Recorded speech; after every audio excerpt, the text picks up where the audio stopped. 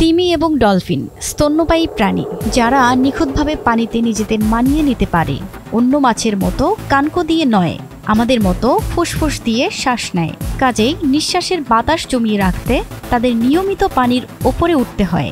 পানির ওপরে ওঠার সময় প্রতিটি নিঃশ্বাস তাদের গতিবিধির সঙ্গে সমন্বিত হতে হয়।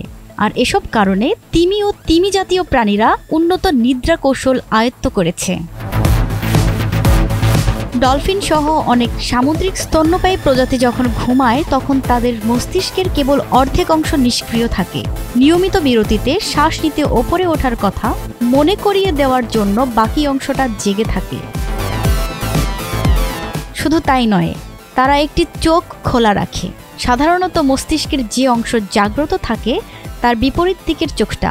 গবেষকরা আবিষ্কার করেছেন এই আধো ঘুমের বদৌলতে প্রাণীগুলোর একটি বিশ্রামের পর্যায়ে থাকে। সব তিমি জাতীয় প্রাণীই আবার এমনভাবে ঘুমায় না। সময় এবং অবস্থানের বিচারে বিরাট পার্থক্য রয়েছে। উদাহরণস্বরূপ, পাইলট তিমির দল একটি স্থিতিশীল গতিতে পানিতে ভ্রমণ করে। তারা অনুভূমিকভাবে ঘুমায় এবং অবিরাম গতিশীল থাকে সরাসরি সমুদ্র পৃষ্ঠে। এর ফলে তারা নিয়মিত শ্বাস নিতে পারে। বিশ্রামের সময় ঢেউয়ের অনেক নিচে ডুবে না যাওয়া জরুরি। এই ঈদে জামা জুতো অ্যাক্সেসরিজের ডিসকাউন্ট। সে কারণে কেউ কেউ উলম্ব অবস্থানে পানির স্তম্ভ বরাবর সমুদ্রপৃষ্ঠের কাছাকাছি ঘুমায়।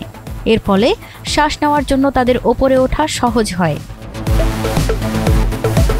পর্যবেক্ষণে দেখা গেছে কুঁজো তিমিরা পানিতে মাথা নিচের দিকে দিয়ে ঘুমায়। তারা এই অবস্থানে প্রতিবারে আধ ঘন্টা পর্যন্ত ঘুমাতে পারে।